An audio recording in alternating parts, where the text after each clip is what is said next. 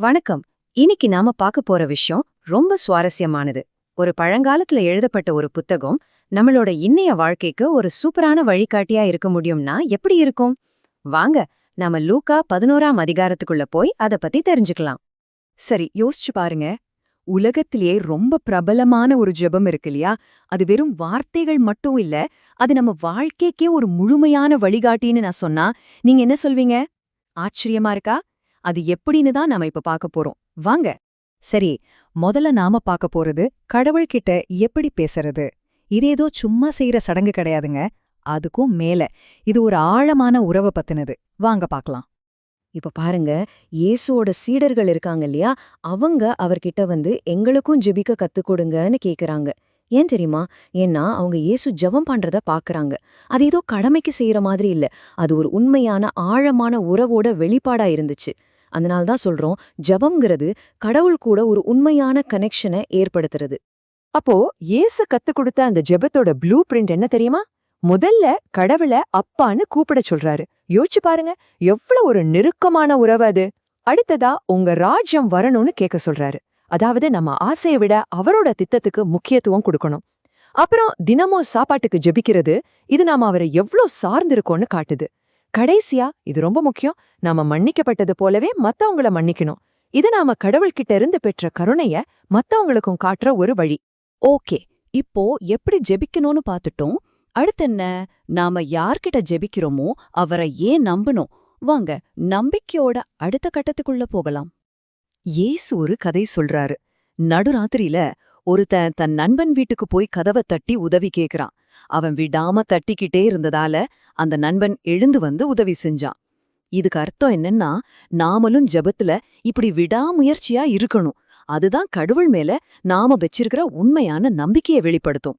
இங்க பாருங்க, இது எவ்வளவு நேரடியான ஒரு வாக்குறுதின்னு. கேளுங்கள், உங்களுக்கு கொடுக்கப்படும். உண்மையா விடாமுயற்சியா கடவுளை தேடுறவங்களுக்கு அவர் கண்டிப்பா பதில் கொடுப்பாருன்னு இயேசுவே கேரண்டி கொடுக்கறார். இது நமக்கு எவ்வளவு பெரிய ஒரு ஊக்கம் இல்லையா? இந்த ஒப்பீடு ரொம்பவே ஆழமானதுங்க. பாருங்க, நம்ம பெத்தவங்க கிட்ட நாம ஏதாவது கேட்டா நமக்கு நல்லது நினைச்சு கொடுப்பாங்க. ஆனா கடவுள் அப்படி இல்ல. அவர் தன்னோட எல்லை இல்லாத ஞானத்தால நமக்கு எது உண்மையிலேயே சிறந்ததோ, நம்ம வாழ்க்கைக்கு எது தேவையோ அத கொடுப்பார். அப்படின்னா கடவுள் கொடுக்கிற அந்த மிகச்சிறந்த பரிசு என்ன? அதுதான் பரிசுத்த ஆவியானவர். சிம்பிளா சொல்லணும்னா, கடவுளோட சக்தியே நமக்குள்ள இருந்து நமக்கு வழிகாட்டி நம்மள பலப்படுத்துற ஒரு விஷயம். இங்க இயேசுவோட போதனை ரொம்பவே ஸ்ட்ரெயிட் ஃபார்வர்ட். அதாவது, ஒண்ணு நம்ம கடவுள் பக்கம் இருக்கணும், இல்லனா அவருக்கு எதிரா இருக்கணும். நடுவுல நிக்கிறதுக்கு இடமே இல்ல. அவர் சொல்றாரு, ஒரு வீட்டை நீங்க சுத்தம் பண்ணிட்டு அப்படியே காலியா விட்டுட்டா முன்ன இருந்ததை விட மோசமான சக்திகள் வந்துடும். அதே மாதிரிதான் நம்ம இதயமும். அது கடவுளால நிரப்பப்படலன்னா அது பழையபடி கெட்ட விஷயங்களுக்கு இடமாயிடும். சரி, நம்ம பயணத்தோட கடைசி பகுதிக்கு வந்தாச்சு. இதுவரைக்கும் ஜபம், நம்பிக்கை பத்தி பார்த்தோம்.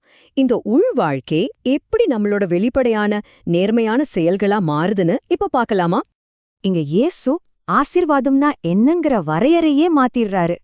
அது வெறும் ரத்த சம்பந்தப்பட்ட உறவு முறையில வர்றது கிடையாது. உண்மையான ஆசீர்வாதம் எது தெரியுமா? கடவுளோட வார்த்தையை கேட்டு அதன்படி நடக்கிறது தான். இயேசு ஒரு சூப்பரான உதாரணம் சொல்றாரு. நம்ம கண்ணு தான் நம்ம உடம்புக்கே விளக்கு மாதிரி. கண் நல்லா இருந்தா நம்ம உடம்ப முழுக்க வெளிச்சமா இருக்கும். அதே மாதிரி நம்மளோட ஆன்மீக பார்வை, அதாவது நம்ம உள் மனசு தெளிவா ஆரோக்கியமா இருந்தா நம்ம வாழ்க்கை முழுசுமே பிரகாசமா இருக்கும். அதுவே இருக்கா இருந்தா நம்ம வாழ்க்கை முழுசும் இருட்டுதான். அதனாலதான் இயேசு பரிசேயர்களை ரொம்ப கடுமையா விமர்சிக்கிறாரு. ஏன்னா அவங்க வெளிப்படையான சடங்குகள்ல மட்டும்தான் கவனம் செலுத்தினாங்க. ஆனா உள்ளுக்குள்ள இருக்க வேண்டிய நீதி, அன்பு மாதிரியான முக்கியமான விஷயங்களை கண்டுக்கவே இல்ல. இதுதான் வெளி வேஷத்துக்கும் நேர்மையான வாழ்க்கைக்கும் உள்ள பெரிய வித்தியாசம். ஓகே, இப்போ நாம பார்த்த எல்லா விஷயத்தையும் சுருக்கமா தொகுத்து பார்க்கலாம். இந்த 3 முக்கியமான பாடங்கள் நம்ம மனசுல நல்லா பதியணும். சுருக்கமா சொல்லணும்னா இதான் விஷயம். உறவோட ஜெபிக்கணும், விடாமுயற்சியோட நம்பணும், நேர்மையோட வாழணும். இந்த 3ம் ஒன்னோட ஒன்னு பின்னி பிணைஞ்சிருக்கு. இதுதான் லூக்கா 11 நமக்கு காட்டுற ரொம்ப தெளிவான வழி. கடைசியா இந்த ஒரு கேள்வியோட இத முடிச்சுக்கலாம். இயேசு சொன்ன மாதிரி நம்மளோட உள்வாழ்க்கை ஒரு விளக்கு மாதிரி. அப்போ உங்களோட விளக்கு எவ்ளோ பிரகாசமா எரிஞ்சிட்டு இருக்கு? கொஞ்சம் யோசிச்சு பாருங்களேன்.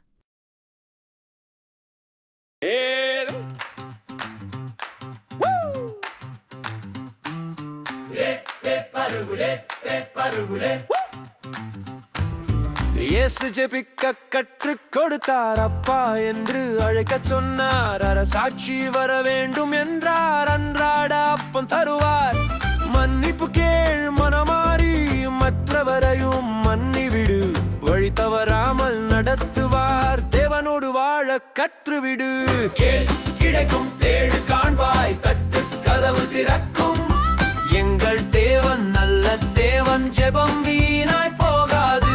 கேள் கிடைக்கும், தேடு காண்பாய், தட்டு கதவு திறக்கும். பரிசுத்த ஆவி வருவார், வாழ்க்கை ஒளியாய் மாறும்.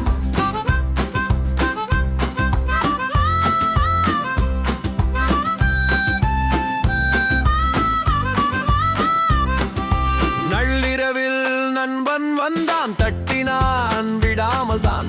விடாமுயற்சி ஜெபம் கண்டு அவன் தேவையை பெற்றான். பூமி தந்தை கொடுப்பதை விட பரலோக தந்தை சிறந்தவர். நல்ல பரிசு தருவார், பரிசுத்த ஆவி அருள்வார். கேள் கிடைக்கும், தேடு காண்பாய், தட்டு கதவு திறக்கும். எங்கள் தேவன் நல்ல தேவன், ஜெபம் வீணாய் போகாது. கேள் கிடைக்கும், தேடு காண்பாய், தட்டு கதவு திறக்கும். பரிசுத்த ஆவி வருவார், வாழ்க்கை ஒளியாய் மாறும். வெளியே சுத்தம் போதும் என்றால் இயேசு சொன்னார், இல்லை என்றார். உள்ளம் சுத்தம் ஆக வேண்டும், நீதியும் அன்பும் வேண்டும். ஒளி விளக்கு கண்கள் போல உள்ளம் ஒளியாயிருந்தால் வாழ்க்கை முழுதும் பிரகாசம். இயேசுவோடு சந்தோஷம்.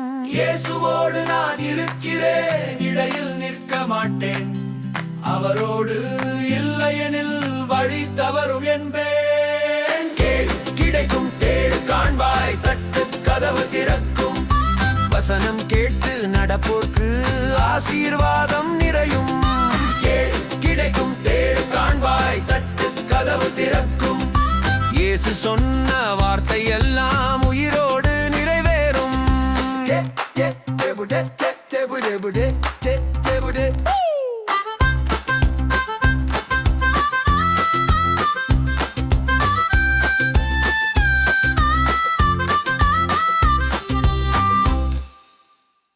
லூக்கா 11 கேள்வி பதில்கள் விளக்கத்துடன். இயேசு ஏன் தம் சீடர்களுக்கு ஜெபம் செய்ய கற்றுக் கொடுத்தார்? பதில்: ஏனென்றால் ஜெபம் தேவனுடன் ஒரு நெருங்கிய உறவை உருவாக்குகிறது. விளக்கம்: இயேசுவின் ஜெப வாழ்க்கையைக் கண்ட பிறகு சீடர்கள் தங்களுக்கு கற்றுக் கொடுக்கும்படி அவரிடம் கேட்டார்கள். லூக்கா 11:1.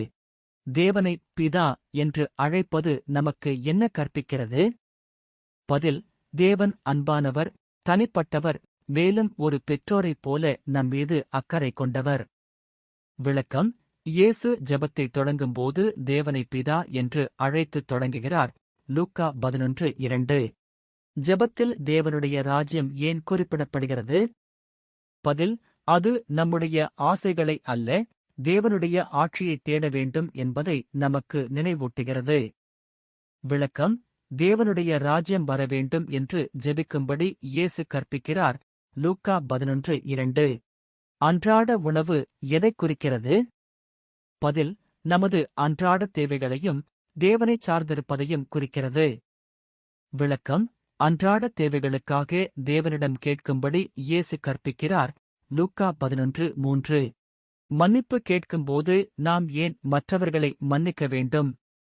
பதில்: ஏனென்றால் நாம் பெறும் அதே கருணையை நாமும் காட்ட வேண்டும் என்று தேவன் எதிர்பார்க்கிறார். விளக்கம்: மன்னிப்பு என்பது மற்றவர்களை மன்னிப்பதோடு இணைக்கப்பட்டுள்ளது. லூக்கா 11:4. இயேசு ஏன் நள்ளிரவில் வந்த நண்பனின் கதையை கூறுகிறார்? பதில்: ஜெபத்தில் விடாமுயற்சியை கற்பிப்பதற்காக. விளக்கம்: அந்த நண்பன் தொடர்ந்து கேட்டுக்கொண்டே இருந்ததால் உதவி பெறுகிறான். லூக்கா 11:5-8 வரை. கேளுங்கள், தேடுங்கள், தட்டுங்கள் என்பது நமக்கு என்ன கற்பிக்கிறது? பதில்: தேவன் உண்மையான மற்றும் விடாமுயற்சியான ஜெபங்களுக்கு பதிலளிக்கிறார். விளக்கம்: தேவனைத் தொடர்ந்து தேடுபவர்களுக்கு பதிலளிப்பதாக இயேசு வாக்குறுதி அளிக்கிறார். லூக்கா 11:9-10 வரை. பூமிக்குரிய பெற்றோரை விட தேவன் எப்படி சிறந்த பரிசுகளைக் கொடுக்கிறார்? பதில்: தேவன் நமக்கு எது உண்மையாகவே நல்லதோ அதைக் கொடுக்கிறார். விளக்கம்: இயேசு தேவனுடைய நன்மையை மனிதப் பெற்றோருடன் ஒப்பிடுகிறார். லூக்கா 11:11-13 வரை. பரிசுத்த ஆவியானவர் ஏன் தேவனுடைய மிகப்பெரிய பரிசு என்று அழைக்கப்படுகிறார்? பதில்: ஏனென்றால் ஆவியானவர் நம்மை வழிநடத்துகிறார், பலப்படுத்துகிறார், மேலும் நம்மை மாற்றுகிறார். விளக்கம்: கேட்பவர்களுக்கு தேவன் பரிசுத்த ஆவியைக் கொடுக்கிறார். லூக்கா 11:13. மக்கள் ஏன் இயேசு தீய சக்தியை பயன்படுத்துவதாக குற்றம் சாட்டினார்கள்? பதில்: அவர்கள் தேவனிடமிருந்து வந்த அவருடைய அதிகாரத்தை ஏற்றுக்கொள்ள மறுத்தார்கள். விளக்கம்: சிலர் இயேசு சாத்தானின் சக்தியை பயன்படுத்துவதாக கூறினார்கள். லூக்கா 11:15. இயேசு அவர்களுடைய குற்றச்சாட்டு தவறு என்பதை எப்படி நிரூபித்தார்? பதில்: தீமையால் தன்னைத்தானே தோற்கடிக்க முடியாது. விளக்கம்: பிளவுபட்ட ராஜ்யம் நிலைத்து நிற்காது என்று இயேசு விளக்குகிறார். லூக்கா 11:17-18. ஆன்மீக நடுநிலைமை குறித்து இயேசு என்ன கற்பிக்கிறார்? பதில்: நடுநிலை என்ற ஒன்று இல்லை. ஒருவர் ஒன்று தேவனுடன் இருக்க வேண்டும் அல்லது அவருக்கு எதிராக இருக்க வேண்டும். விளக்கம்: என்னுடன் இல்லாதவன் எனக்கு விரோதி என்று இயேசு கூறுகிறார். லூக்கா 11:23. அசுத்த ஆவி திரும்பி வருவதிலிருந்து கிடைக்கும் பாடம் என்ன? பதில்: மாற்றப்பட்ட வாழ்க்கை வெறுமையாக விடப்படாமல் தேவனால் நிரப்பப்பட வேண்டும். விளக்கம்: ஒரு வெறுமையான இதயம் பெரிய சிக்கல்களை அழைக்கிறது. லூக்கா 11:24-26 வரை. இயேசுவின்படி உண்மையாக ஆசீர்வதிக்கப்பட்டவர்கள் யார்? பதில்: தேவனுடைய வார்த்தையைக் கேட்டு அதற்கு கீழ்ப்படிபவர்கள். விளக்கம்: சரீர உறவை விட கீழ்ப்படிதலே முக்கியம். லூக்கா 11:27-28. இயேசு ஏன் கேட்டவுடன் ஒரு அடையாளத்தை கொடுக்க மறுத்தார்? பதில்: ஏனென்றால் விசுவாசம் அற்புதங்களை மட்டுமே சார்ந்திருக்கக் கூடாது. விளக்கம்: இயேசு யோனாவின் அடையாளத்தைப் பற்றி கூறுகிறார். லூக்கா 11:29-30. சரீரத்தின் விளக்கு எதைக் குறிக்கிறது? பதில்: நமது ஆன்மீக பார்வை மற்றும் புரிதல். விளக்கம்: ஒரு ஆரோக்கியமான உள்வாழ்க்கை ஒளியைக் கொண்டு வருகிறது. லூக்கா 11:34. இயேசு ஏன் பரிசேயர்களைக் கண்டித்தார்? பதில்: அவர்கள் வெளிப்படையான மதத்தில் கவனம் செலுத்தினார்கள், ஆனால் நீதியையும் அன்பையும் புறக்கணித்தார்கள். விளக்கம்: இயேசு அவர்களுடைய வெளிவேடத்தை அம்பலப்படுத்துகிறார். லூக்கா 11:39-42 வரை. மத போதகர்களுக்கு இயேசு என்ன எச்சரிக்கை கொடுக்கிறார்? பதில்: மற்றவர்களை தவறாக வழிநடத்துவது கடுமையான பொறுப்பைக் கொண்டு வருகிறது. விளக்கம்: அவர்கள் மக்கள் தேவனை அறிந்து கொள்வதைத் தடுத்தார்கள். லூக்கா 11:52. லூக்கா 11 சுருக்கமா. லூக்கா 11 நாம் எப்படி ஜெபிக்க வேண்டும், எப்படி தேவனை நம்ப வேண்டும் மற்றும் எப்படி நேர்மையாக வாழ வேண்டும் என்பதை நமக்கு கற்பிக்கிறது. நாம் உண்மையாக ஜெபிக்கும்போது தேவன் செவி கொடுக்கிறார் என்பதை இயேசு காட்டுகிறார். போலி மதத்திற்கும் பெருமைக்கும் எதிராக அவர் எச்சரிக்கிறார். தேவனுடைய வார்த்தையைக் கேட்டு அதற்கு கீழ்ப்படிவதாலேயே உண்மையான ஆசீர்வாதம் வருகிறது. தேவன் நம்முடைய செயல்களை மட்டுமல்ல, நம்முடைய இருதயத்தையுமே விரும்புகிறார்.